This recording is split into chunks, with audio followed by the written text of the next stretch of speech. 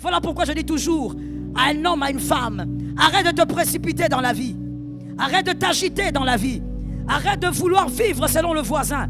Ta destinée n'est pas celle de ton voisin. Que tout ce que tu as vienne de Dieu. Donne un amen de celui qui est délivré. Que tout ce que tu posséderas vienne de Dieu. Ton mariage doit venir de Dieu. Tes enfants qui viennent de Dieu. Ton travail, écoute, ne critique personne pour avoir sa place. N'écrase personne pour avoir sa place. Que ton travail vienne de Dieu. Tout ce qui est l'œuvre de Dieu est protégé par Dieu. Ça ne peut pas être détruit. Le serpent peut blesser, mais pas détruire. Est-ce que quelqu'un m'entend bien? Ainsi Dieu dit à Moïse qu'on observe ce jour, parce que rien n'a été détruit. Quand vous regardez, vous dites, il y a de l'imperfection par le serpent. Oui, mais tant que le second Adam s'impose, rien n'a été détruit. Est-ce que quelqu'un m'entend? La Bible dit que le sabbat était accompagné de la sanctification. Dieu sanctifie. Il a sanctifié ce jour. Lorsqu'il dit à Moïse respectez cela, c'est parce que tout ce qui est œuvre de Dieu, comme il ne peut être détruit, il est sanctifié. Ce qui est sanctifié est protégé.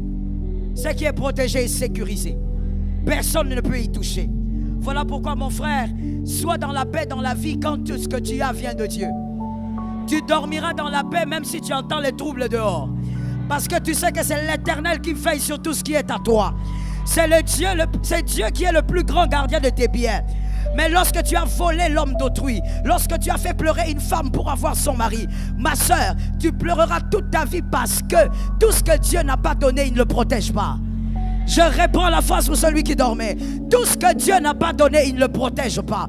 Voilà pourquoi vous devez veiller à ce que tout ce que vous avez vienne du ciel. J'aime lorsque Jean-Baptiste dit, l'homme ne reçoit que ce que le ciel lui a donné. Reçois seulement ce que le ciel te donne. Montre-moi ta main droite et dis-moi que je reçois. Ne prends pas autre chose en dehors de ce que le ciel te donne. Ne va pas détruire l'autre pour être. Soit parce que l'Éternel t'a créé, soit parce que tu as une destinée. Tu n'as pas besoin de détruire pour être. Ça tombe sur la tête de quelqu'un. Tout ce que Dieu donne, il le sanctifie. Sanctifié, protégé. Personne ne peut y toucher. La deuxième raison pour laquelle Dieu ordonne qu'on respecte ce jour-là, il ordonne à Moïse qu'on respecte, qu'on continue de respecter. Et les Juifs respectent ça scrupuleusement. La deuxième raison, parce que le Shabbat, le véritable,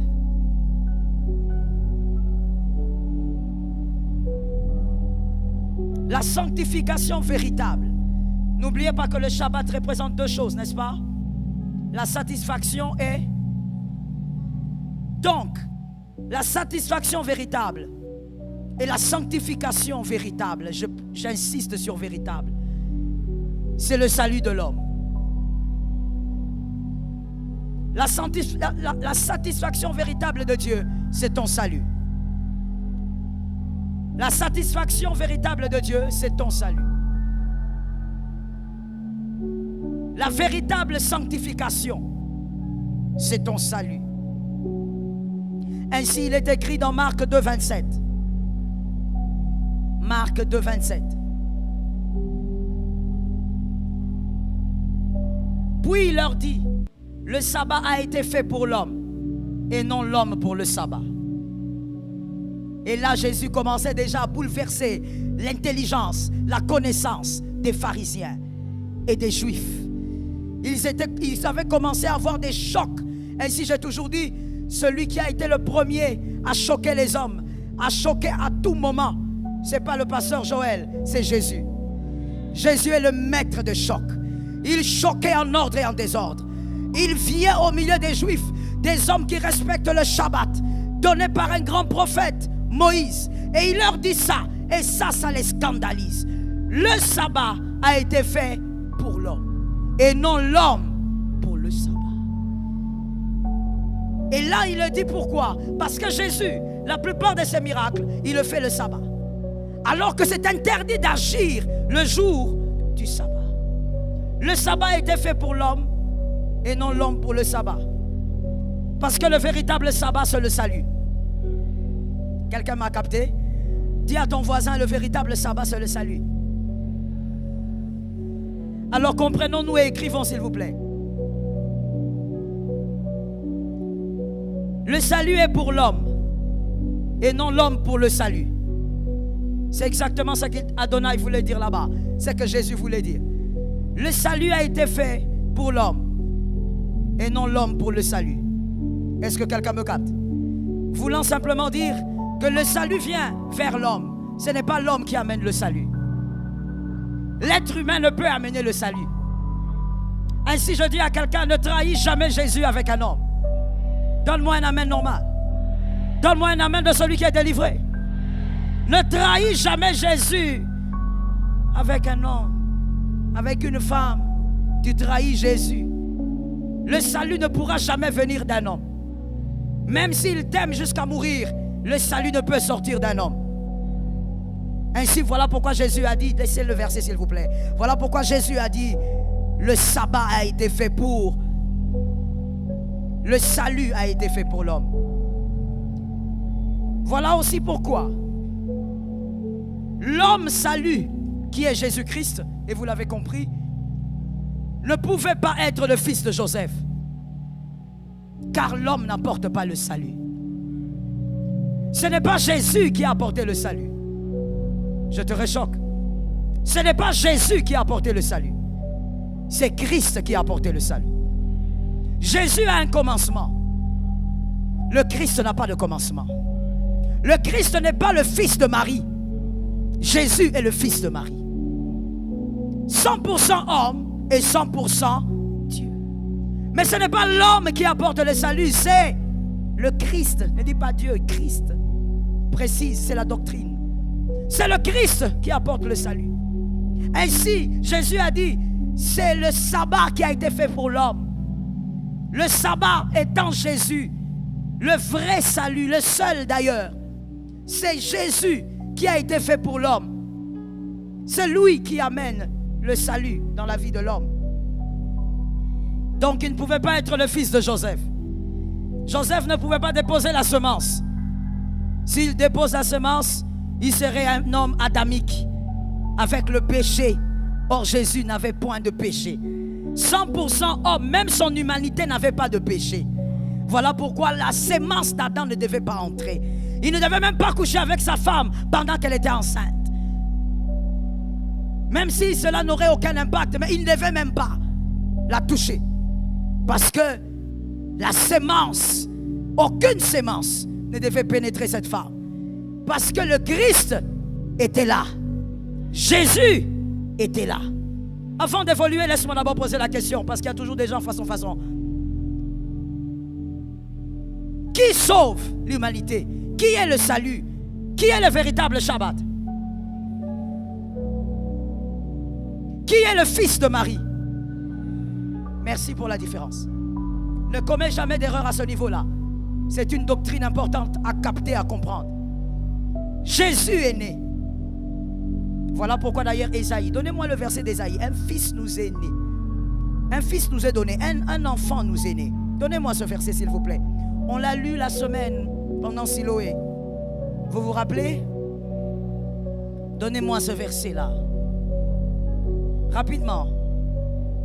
Voilà pourquoi le livre d'Ésaïe dit clairement, Ésaïe 9,5, merci. Car un enfant, c'est qui l'enfant? Ah, j'aime cette église, que Jésus vous bénisse. J'aime l'église qui comprend l'enseignement. Le fondement de l'église, ça doit être l'enseignement, pas les récéver en désordre. Il dit car un enfant. L'enfant qui est né, c'est ce que Marie portait dans ses entrailles. L'enfant qui s'est formé. L'enfant qui avait un commencement. Le Christ n'a pas de commencement. J'attends des amens consistants. J'entends 3 amens puissants. Le Christ n'a pas de commencement. Voilà pourquoi on ne peut pas dire que Marie est la mère de Dieu. Marie est la mère de Jésus. 100% homme. Mais Dieu, Christ, n'a pas de mère. Il n'a pas de père. J'aime cet amen-là. Ah oui, il ne faut pas donner l'amen quand on dit reçois la maison, reçois le visa de Paris. Donne un amen quand on parle de Jésus. Jésus n'a pas de père. Plutôt, Christ n'a pas de père. Christ n'a pas de mère. Voilà pourquoi elle ne peut pas être la mère de Dieu. Elle est la mère de Jésus. Celui qui était 100% homme. Celui qui avait bu le gnognon. On se capte? Le Christ n'a jamais bu de gnognon. C'est le verset là qui nous le dit. Car un enfant, et celui-là c'est que c'est Jésus. Et ensuite, donc le Fils nous a été donné. On nous a donné un fils déjà. On ne nous a pas donné un bébé. C'est un fils qu'on nous a donné. Je ne sais pas si tu comprends. Ça veut dire, toi, on ne t'a pas donné un bébé. Quand on dit donner, c'est-à-dire que c'est pour ton salut.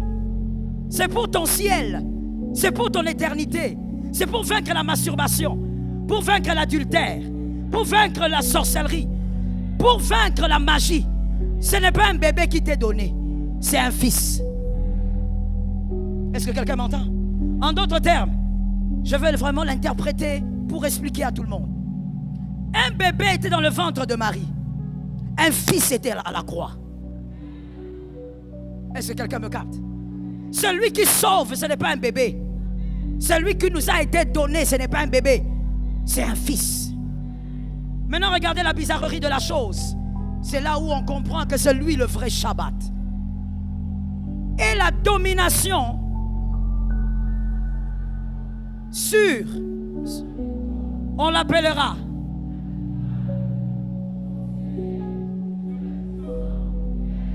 attends.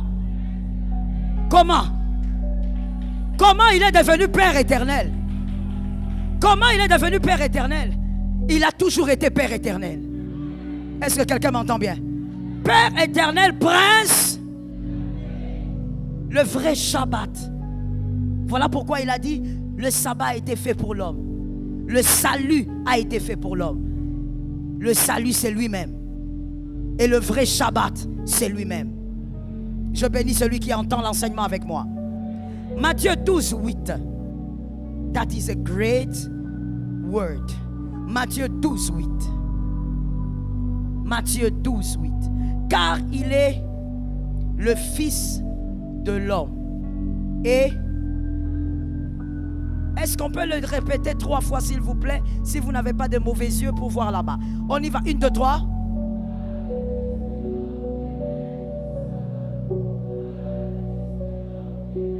Que ça entre dans ton esprit. Donc, c'est lui le maître. Le véritable sabbat de Genèse, c'est lui. Il est le maître. Pourquoi? Parce que le sabbat est quoi? Merci pour les bons étudiants. Satisfaction et sanctification. La véritable satisfaction, c'est Jésus. Nous venons de le dire ici, nous tous nous sommes imparfaits, oui ou non? Est-ce qu'il y a quelqu'un de parfait ici? Si tu es là, tu lèves ta main et tu seras notre modèle jusqu'à la mort. Je reprends la question, est-ce qu'il y a quelqu'un de parfait ici? Il n'y a que Jésus qui est parfait. Il est passé sur la terre, il n'a pas péché. Donc, la véritable satisfaction de Dieu, c'est Jésus. Celui qui est sanctifié, c'est Jésus. Il est tellement sanctifié qu'il fait quelque chose ici aussi. Prenons cette écriture, Jean 17, 17. Mais avant d'aller là-bas, s'il vous plaît, écrivez Daniel 7, 13. Daniel 7, 13. Je voudrais expliquer un mystère ici qui en réalité ne l'est pas si tu lis la Bible souvent. Dans Matthieu 12, 8, on dit que le Fils de l'homme est le maître. Le terme Fils de l'homme, c'est très puissant. Voilà pourquoi je ne veux pas passer. Il faut que je te le dise, puisque nous sommes dans Siloé, que les 3 jours qui restent, que tu utilises ça avec puissance. Le terme, vous lirez ça souvent dans la Bible, le terme Fils de l'homme a aussi été utilisé par Daniel. Daniel 7, 13. Le prophète Daniel a utilisé ces termes car il voyait le Christ. Il a parlé aussi du Fils de l'homme. Voilà, vous le voyez là. des cieux arriva quelqu'un de semblable à un fils de l'homme. Et en parlant du fils de l'homme, on parle toujours de Jésus. Mais ce terme veut dire celui qui est vainqueur sur la terre. C'est-à-dire qu'il a dominé, il a régné, il a pris autorité sur la terre. Jésus-Christ a vaincu toutes les autorités sur la terre. J'ai entendu 2 amens. Et je me dis qu'il faut que j'entende un 3e amen. Quand on dit fils de l'homme dans la Bible, on est en train de dire celui qui a eu le pouvoir et la domination sur tout ce qui est terrestre. Rien ne peut te nuire. Voilà pourquoi Jésus lui-même a marché sur les eaux.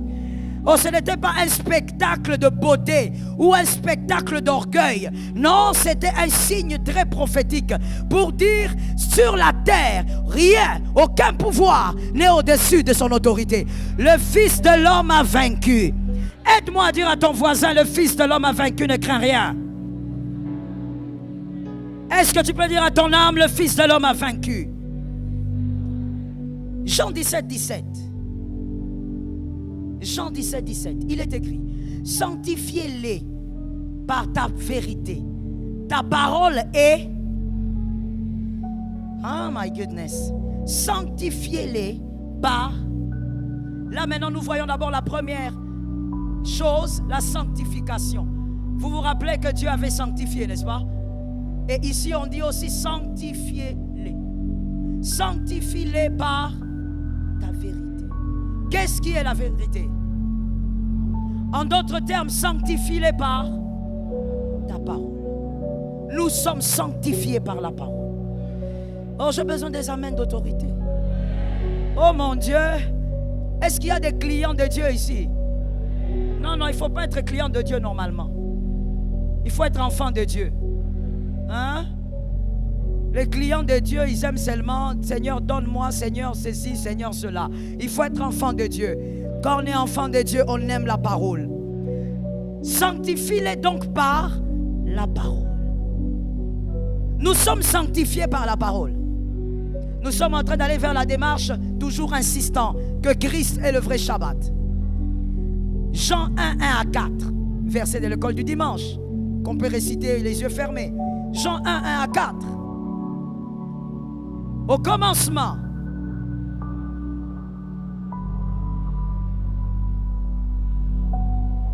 stop, la parole était Dieu. Sanctifie-les par. Qui est la parole? Qui est Dieu? Très bon. Si j'avais les brevets d'aller vous donner. Vous êtes intelligent, vous avez bien fini l'école. Vous n'avez pas triché. Vous ne couriez pas derrière les assistants façon. Je reprends. Sanctifiez-les par. La parole c'est qui? Qui est Dieu? Le Christ. Il était au commencement. En d'autres termes, sanctifie-les par le Christ. Dieu sanctifia le Shabbat. Dans la Nouvelle Alliance, on dit sanctifie-les par la parole. Sanctifie-les par le Christ. C'est Christ qui nous sanctifie. Lorsque nous sommes dans sa présence, lorsque nous croyons, quand nous prions, nous nous approchons de Dieu parce que Christ nous sanctifie. Avec le type de péché que tu fais dans tes pensées, vous savez, il y a des impudiques et des voleurs, des gros voleurs qu'on n'arrêtera jamais. Pourquoi? Parce qu'ils volent dans leurs pensées. Tout le temps ils volent. Même pendant qu'on est au culte ici, il est en train de voler. Il regarde quelque chose à gauche, à droite. Comme toi, quand on prêche, au lieu de suivre la prédication, tes yeux tournent toujours comme ça, comme un voleur. Et tu es en train de regarder. Ah, la cravate là. Ah, si je pouvais la voir. Dans ta pensée, tu voles. La loi de Jésus, j'ai toujours dit, elle est plus difficile que la loi de Moïse. Moïse a dit, celui qui fait, on l'arrête. Jésus a dit, celui qui pense a fait. Il est pareil que celui qui a fait. Dieu le condamne comme celui qui a fait. Et Jésus précise, celui qui regarde la femme de son voisin et la convoite, il est tombé en adultère avec. Mon Dieu, combien d'hommes adultères on a ici? La réponse, je ne la donne pas. Mon Dieu, Jésus dit, celui qui pense a fait. Avec Moïse, quand tu fais, tu as fait. Il y a l'épreuve, on t'arrête. Avec Jésus, quand tu as pensé, tu as déjà fait. Tu es déjà condamné. Qui peut s'approcher de Dieu parmi nous ici sans la sanctification de Jésus? Qui peut oser s'approcher, lever sa petite main pour dire je veux prier? Avec quel type de main tu vas prier? C'est Jésus qui nous sanctifie. Le véritable Shabbat nous sanctifie. Que quelqu'un dise à son voisin, c'est Jésus qui est notre sanctification. Lorsque tu ne parles pas, je te trouve suspect, mon frère. C'est Jésus notre sanctification. Jean, on a déjà pris Jean 1:1, n'est-ce pas? On prend Matthieu 11:24. Matthieu 11:24.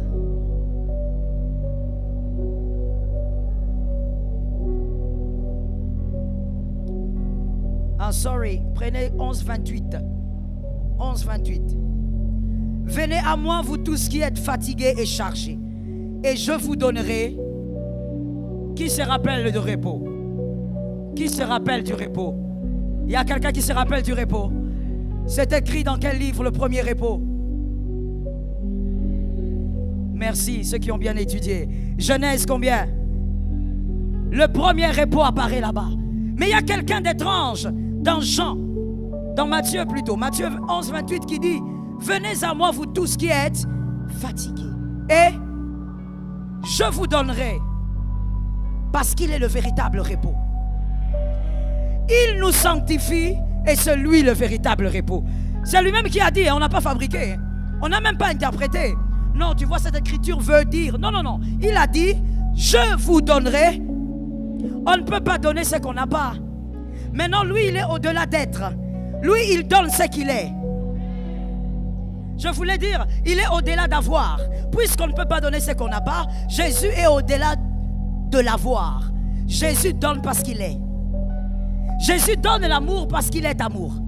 Pas parce qu'il a de l'amour. Voilà pourquoi je conseille à un célibataire, même à un marié d'ailleurs, aime Jésus plus que tout. L'amour là est inépuisable. Il ne te dira jamais si je savais. Moi j'ai dit à mon mari plusieurs fois, surtout au début du mariage, si je savais, j'allais pas t'épouser. Bon, si je ne l'avais pas épousé, j'allais épouser peut-être un Jean-Pierre. Quelque chose du genre. Les noms antiques, non? Les noms anciens. Un marié peut te dire, si je savais. Ton père, dans la colère, peut te dire, si je savais. Ta mère aussi, sous la colère. Mais Jésus, inépuisable amour. Lorsque tu veilles sur ta sainteté avec lui, évidemment, parce que tu ne fais rien par toi-même, il te dit je t'aime.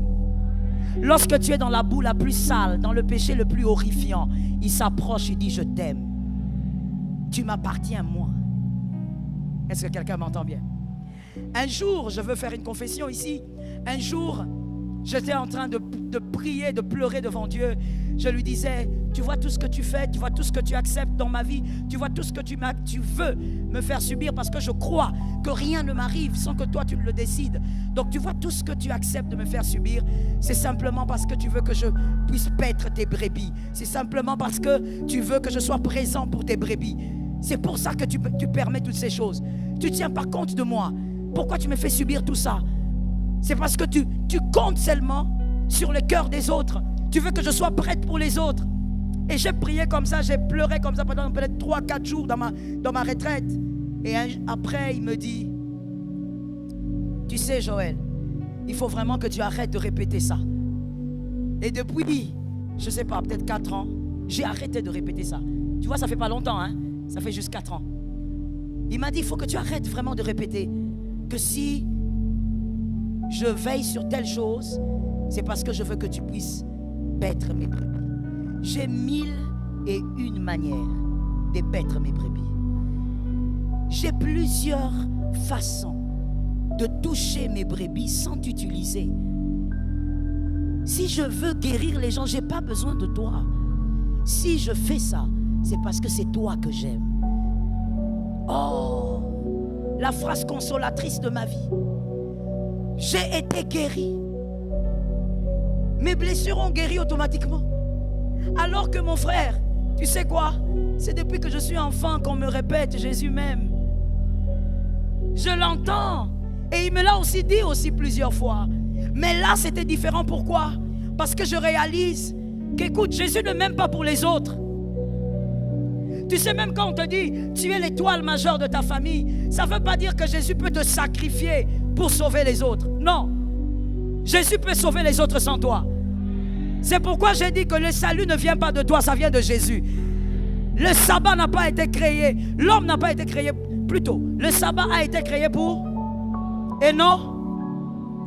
C'est-à-dire le salut ne vient pas de toi. Le salut vient de Jésus.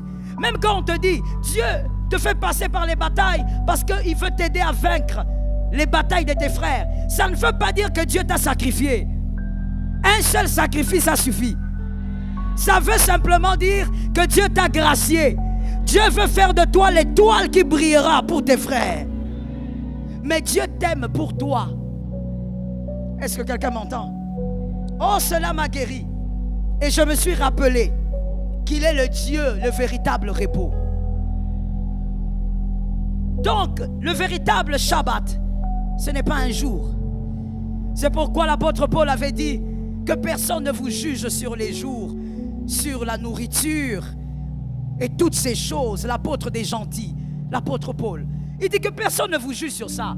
Si tu veux prier le Shabbat, prie le Shabbat. Si tu veux prier le lundi, prie le lundi. Si tu veux prier le dimanche, prie le dimanche. Laisse-moi te dire une chose, peut-être que tu ne le sais pas, ou peut-être qu'on ne te l'a jamais dit. Mais voici la vérité, en parlant des jours. On ne prie pas le dimanche parce que le dimanche est spécial. Le dimanche n'est pas le jour du Seigneur. Ce n'est pas écrit. On ne prie pas le dimanche parce que le dimanche est saint. Ce n'est pas écrit. Nous prions le dimanche parce que la société s'est organisée comme ça. C'est un week-end et puis les gens ont choisi le dimanche. Certains diront non, nous prions le dimanche parce que Jésus est ressuscité le dimanche. Soit. Mais comme l'apôtre Paul a dit, que personne ne vous juge sur ça. Celui qui prie le Shabbat n'a pas péché. Celui qui prie le dimanche n'a pas péché. Celui qui prie le lundi n'a pas péché. Le seul problème, c'est de croire que Dieu a choisi un seul jour pour que toi tu l'adores. Est-ce que quelqu'un entend? Les personnes qui pourraient être plus proches de cette vérité, ce sont les Juifs. Jusqu'aujourd'hui, ils observent le samedi. Oui, parce que le 7e jour, c'est le samedi. Mais dans la Nouvelle Alliance, l'apôtre Paul dit, ce n'est pas ça l'important. Ce n'est pas ça. Le véritable Shabbat, c'est Jésus. Comprends Jésus, connais Jésus, tu iras au ciel. Oh, j'ai entendu 3 amens. Quand on parle du ciel, j'entends 3 amens. Comprends qui est le Christ et tu iras au ciel, mon frère. Le plus grand deal que nous avons, toi et moi, c'est d'aller au ciel. Et donc, que personne ne vous juge sur le manger. On en a parlé la semaine à Siloé. Les tribus qui disent, nous mangeons ça. Chez nous, les femmes ne mangent pas ceci. Chez nous, les hommes ne mangent pas cela. Oh, que personne ne vous juge pour ça. Reste seulement sur un seul verset. Ce qui n'est pas fruit des convictions, c'est tout. Si tu n'es pas convaincu que tu dois manger le porc, ne mange pas. Si tu n'es pas convaincu que tu dois manger le poulet, c'est une question de conviction. Mais personne n'ira en enfer à cause de manger et du boire. J'ai entendu 3 amen. Personne n'ira en enfer parce qu'il a prié un mardi, il a prié un dimanche, il a prié un samedi. Parce que le véritable Shabbat, c'est Jésus. C'est lui notre repos. C'est lui qui nous sanctifie. Ainsi, je donne un conseil gratuit à quelqu'un. Lorsque tu sens que ton voisin va mal, prie avec lui, mais dis-lui, va vers Jésus. C'est Jésus qui peut lui donner le véritable repos. Là où tu es limité, mon frère, envoie vers Jésus. Ton mari te casse la tête, envoie vers Jésus. Ta femme te casse la tête, envoie. Dis à 3 personnes, envoie ta famille vers Jésus. Est-ce que des hommes de foi parlent? Les enfants te cassent la tête. Ma soeur, tout n'est pas conseil. Oh mon Dieu, avant d'être parent, on pensait tous que c'était facile. Trop facile. Je fais mes bébés, et puis je les fais grandir, et puis voilà. Et puis quand je dis une chose, ils doivent écouter. Ce ne sont pas des moutons. Les enfants ne sont pas dressables. Les enfants sont éducables. On ne dresse pas les enfants comme des bêtes. Ainsi, tu auras des rebelles dans la maison. On ne bat pas les enfants pour les éduquer. Non, non. L'éducation passe par la parole. L'éducation passe par ce que l'on voit. Avant de vouloir à un fils d'être un bon fils, sois un bon père. Avant de vouloir à ta fille d'être une bonne fille, sois une bonne mère. Pendant Siloé, voilà pourquoi je regrette pour les dimanchards. Pendant Siloé, j'étais en train de dire, l'un de ces jours, j'ai dit, des fois les femmes africaines, j'aime l'Afrique et même si c'était à recommencer, je serais africaine. Mais des fois, parmi les vices dans l'éducation en Afrique, surtout en Afrique noire, vous verrez, non, même chez les Arabes, j'ai vu ça.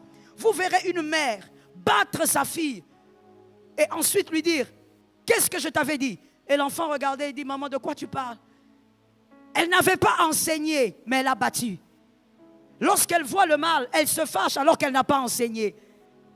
Enseigne, éduque. Ainsi, l'enfant comprendra l'interdit. Est-ce que quelqu'un m'entend bien? J'ai compris en devenant parent que ce n'était pas en claquant des doigts que l'enfant va se ranger. Non, mon frère, il faut que Jésus intervienne. La bonne éducation ne suffit pas. On peut être bien éduqué et être engrossé. Ouais, ceux qui ont été engrossés n'étaient pas tous des dévergondés. On peut être bien éduqué et engrosser les filles en désordre. On peut être bien éduqué et commettre certaines erreurs dans la vie. Les conseils ne suffisent pas. Il faut amener les enfants vers Jésus. Je bénis tous les parents qui amènent les enfants à l'école du dimanche. Je vous bénis au nom de Jésus de Nazareth. Que Dieu vous localise. Enseigne à l'enfant la voie qu'il doit suivre quand il est encore petit. Quand il grandira, il ne s'en détournera pas la parole à raison. Toi, tu viens à l'église, tu laisses l'enfant à la maison, tu dis l'enfant me dérange. S'il te dérange, amène l'enfant à l'école du dimanche. On ne te demande pas de rester avec l'enfant ici. Parce que là-bas aussi, l'enfant doit écouter la parole. Ce qui ne marche pas dans ta vie, cherche le repos. Jésus est le Shabbat. Pourquoi tu es agité? Regarde comment tu as des rides, tu es très jeune. Regarde déjà comment tu as des rides, monsieur. Regarde comment tes nerfs sont tendus, même quand il ne fait pas chaud. Comme maintenant, mais tes nerfs sont déjà tendus. Tu es stressé par la vie. Pourquoi tu te laisses stresser? Oh, je te réchoque. Tu n'es pas stressé parce que le pays va mal. Tu te laisses stresser. Ne te laisse pas stresser. Aucun endroit sur cette terre, tu vivras en paix totale. Même les États-Unis où tu crois qu'il n'y a que la paix, tu te trompes gravement, mon frère. Une fois, j'ai entendu un monsieur qui me disait, il me dit, Joël, tu sais, je suis fatigué de vivre ici comme un cheval. C'était le terme utilisé. Je lui dis pourquoi? Il me dit, mais non, on ne vit pas. On ne fait que travailler. On ne vit pas. Le matin, le soir, on a 3-4 boulots. On n'a pas de vie. Les photos que les gens mettent sur Facebook, ce sont des gros mensonges. On n'a pas de temps où on peut se sentir aussi en vie. Où on peut passer du temps avec nos familles. Nous travaillons comme des chevaux. Et tout l'argent qui rentre, ça sort. Tout est bien calculé. Sur la terre, il n'y a pas d'endroit où tu vivras dans une paix totale. J'ai entendu 3 amens. J'ai entendu un 3e amen. Le véritable repos qu'on nous a donné par grâce, c'est Jésus. Quand ça bloque, mon frère, va vers Jésus. Ce n'est pas une blague, Jésus est vraiment le repos. Ce n'est pas une aventure, Jésus est vraiment le repos. My God, ce n'est pas un jeu, Jésus est vraiment le repos. Je ne parle pas parce que je suis pasteur. Je dis Jésus est vraiment le repos. Mon frère, j'ai su qu'il était le repos avant que j'aie le titre de pasteur. Je ne le dis pas à cause d'un titre. Je le dis parce que je sais, j'ai vu, j'ai vécu. Jésus est le repos. Lorsque tu as mal, arrête de courir vers les hommes. Va vers le repos. Tu vois, parler, je l'ai dit aussi ici à Siloé, je pense. Parler aux hommes, forcément, ça te libère, tu te sens bien, tu te sens un peu délivré. Évidemment, même les hommes, les mondains l'ont compris.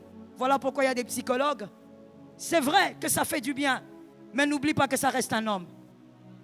Je veux que tu dises à ton frère, n'oublie pas que je reste un homme. Alors cette phrase, on va le dire très bien. Regarde un autre voisin, dis-lui, n'oublie pas que je reste un humain. Parle plus à Jésus parce que Jésus ne te trahit pas. Jésus, il ne sort pas les dossiers secrets. L'homme, l'être humain reste l'être humain, mon frère. Oh yes, les hommes l'ont dit depuis des siècles et n'ont pas eu tort. L'être humain reste l'être humain. Voilà pourquoi vous verrez beaucoup de gens dire, je suis déçu des églises, je suis déçu des pasteurs. Oh, surtout les pasteurs, on est foutus à Kinshasa. Je suis déçu, j'ai raconté ma vie, mais regarde ce qu'il m'a fait. Je vais te choquer encore ce matin. Le pasteur, il t'a pas déçu. Ce frère ne t'a pas déçu. Tu t'es déçu toi-même par ton ignorance. C'est ton ignorance qui t'a déçu. Qui t'avait dit qu'une vie s'étale? Une vie ne s'expose pas. Et même lorsqu'il faut parler de sa vie, avant de parler de ta vie, connais la personne à qui tu parles. Est-ce que quelqu'un m'entend bien? Si tu veux le vrai repos, va vers le Christ. Lorsque ça va mal dans tes finances, va vers le Christ. Eh oui, je t'assure. Lorsque ça va mal dans tes finances, je ne te dirai pas, accélère le travail. Je serai un très mauvais pasteur si je te dis ça. Et on va se moquer de toi par tes collègues occultes. Ils vont se moquer de toi et de moi. Ils vont te demander, c'est qui ton pasteur au fait? Ah bon, ce sont les bêtises donc qu'elle vous a dites quoi. Que quand ça ne va pas financièrement, travaille encore plus. Cherche un autre travail. Vraiment, ce sont des sottises. Parce que le monde physique est maîtrisé par le monde invisible. Lorsque toi tu vas vouloir beaucoup travailler parce que ça ne va pas financièrement, tes amis occultes, eux viennent avec des médaillons au travail. Quand toi tu arrives, ils te volent toute la grâce, toute la visibilité. Le directeur voulait te voir. Il t'a convoqué, tu viens le matin. Celui qui a le médaillon a volé déjà ta grâce. Et toi, tu es là focalisé sur le travail. Quand tu entres dans le bureau, l'idée que le directeur avait de te faire du bien, il le change en engueulade. Il commence à te gronder pour des choses que tu ne comprends pas. Mon frère, tout est spirituel. Ça tombe sur celui qui est intelligent. Tout est spirituel. Lorsque ça ne va pas, va vers Jésus, dis-lui, Jésus, c'est comment? Je paye mes dîmes, je paye mes offrandes, je respecte la semence. Qu'est-ce qui ne va pas? Pourquoi je dois sécher? Je ne peux pas sécher. Et le Dieu de gloire va te donner une formule. Il est le Dieu des formules extraordinaires. Ah, j'aime cet amen. Il est le Dieu des formules extraordinaires. Il te donnera une formule. Il te dira, fils, fais ça. Et tu fais, ça marche. Le vrai Shabbat, c'est Jésus de Nazareth. Voilà pourquoi les Juifs ont été choqués tout au long de sa vie. Parce que Jésus ne faisait le miracle, en tout cas la plupart, que le jour du sabbat. Écrit le dernier verset, Jean 9, 13 à 14. Jean 9, 13 à 14. Jésus va choquer encore les gens. L'aveugle né, il fait le miracle le jour du sabbat. Et ils sont tous dépassés. Pourquoi? Parce qu'il est le véritable repos. Il est le véritable repos. Il est le repos qui sanctifie. Mon frère, que rien dans ta vie ne soit plus glorieux que Jésus. S'il faut honorer les hommes et Dieu, le choix est clair. Entre Dieu et les hommes, le choix. C'est ce que l'apôtre Paul a dit en son temps aussi. Nous voulons plaire à qui? À Dieu ou aux hommes? Le choix est clair. Entre se sacrifier, venir à Siloé, jeûner, parce que Dieu l'a instruit, et rester à la maison avec son keyboard, en train de regarder les séries télé dans tous les sens. Le choix est clair. Le Dieu de repos, j'ai dit tout à l'heure, Jésus te donne l'amour parce que il est amour. Il ne te donne pas parce qu'il en a. Non, ce qu'on a s'épuise. Lui, il est inépuisable. Jésus te donne le repos parce que lui-même, il est le repos. Il n'a pas le repos, il est. Ainsi, tu vas constater, mon frère, ton voisin, il n'a pas le travail que tu as. Il n'a pas le salaire que tu as. Tu es mieux payé que lui. Peut-être même que toi, tu as des enfants, lui n'en a pas. Mais il est plus joyeux que toi en Jésus. Parce que lui, il a le repos. Toi, tu as tout ce que tu veux avoir, mais il te manque le repos. Jésus est le repos. Il est le repos qui te permet d'avoir le repos. Pas seulement de vivre dans le repos, mais de l'avoir aussi. Ainsi, comme je l'avais dit, tu deviens aussi un distributeur du repos. Tu distribues le repos dans ta famille. Quand les gens sont angoissés, ils ont envie de t'écouter. Vous avez remarqué qu'il y a des gens dans la famille, et je vais finir par là. Dans la famille, il y a des gens, quand ils arrivent, tout le monde fuit. Peut-être que c'est toi aussi, hein, donc il faut écouter pour te corriger.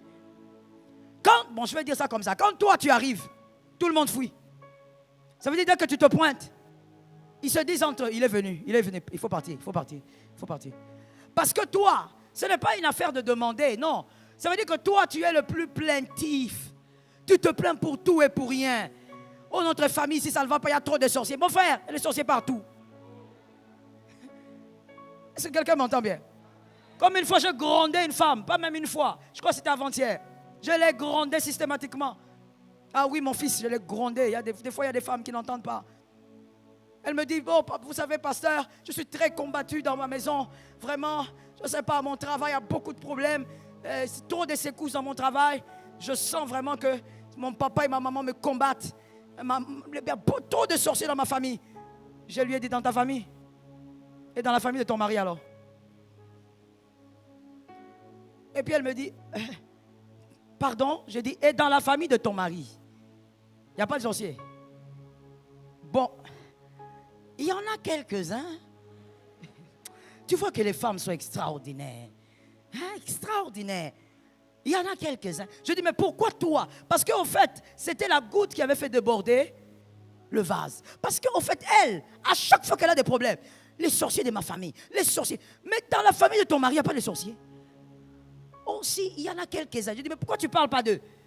Bon, mon mari me dit souvent. Bon, on va régler ça maintenant et tout de suite, même si eux ne sont pas là. Les hommes, il y a des sorciers aussi chez vous. Non, ce n'était pas une question, je vous dis. Ce n'était pas une question. J'étais en train d'informer à tous les hommes masculins qui sont ici, car j'espère qu'il n'y a pas de transgenre. J'informe à tous les hommes masculins, créés par Dieu le premier. Tu es un vrai homme, comme on dit. Je dis, chez vous aussi, et des géants. Comment tu vas? Au fait, cette femme a été conditionnée. Son mari l'a conditionnée par les paroles. Les sorciers de ta famille, les sorciers de ta famille. Mais non. Madame, je le dis devant ton mari, sors de cette prison. Il y a des sorciers aussi là-bas. S'il vient, il te dit, les sorciers de ta famille, dis-lui, alors votre oncle là, ils sont ensemble. Ils sont en connexion. S'il te dit non, tu vois les sorciers, dis-lui oui, oui, oui. Oh, moi je sais qu'il y a des sorciers chez nous. Chez vous d'ailleurs, ils travaillent la nuit. Chez nous maintenant le jour. Bakabola. Mais oui. Comment on peut être aliéné comme ça par son mari? C'est pas normal. Il y en a des sorciers partout. Et les sorciers combattent en association. Est-ce que tu sais que quand tu donnes la dot, voilà pourquoi on demande toujours de prier qu'il y ait même à la limite les hommes de Dieu dans votre dot. Quand tu donnes la dot, monsieur, dès que tu as donné la dot, les familles se sont mariées. Vous le savez, non, c'est pas?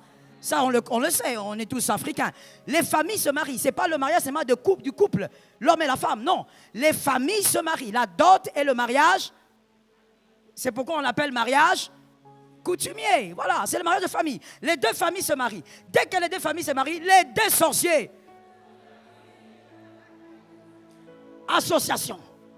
Et aussi on dit, yo peux ça rendre qui? Oh oui, kala. Oh, c'est vrai. C'est quoi yo lianan? Oh, je vais t'apprendre. Dans le rodéo. Les sorciers aussi, mais oui. Je te dis mon frère. Donc il ne faut pas croire que la sorcellerie agit seulement dans la famille de la femme. Non. Ou dans la famille seulement de l'homme. Parce qu'il y a aussi des femmes qui exagèrent. Oh, c'est seulement les sorciers de ma belle-mère est sorcière. Ma belle-mère est sorcière. Laisse la maman d'autrui. Est-ce que toi, ta maman est sorcière?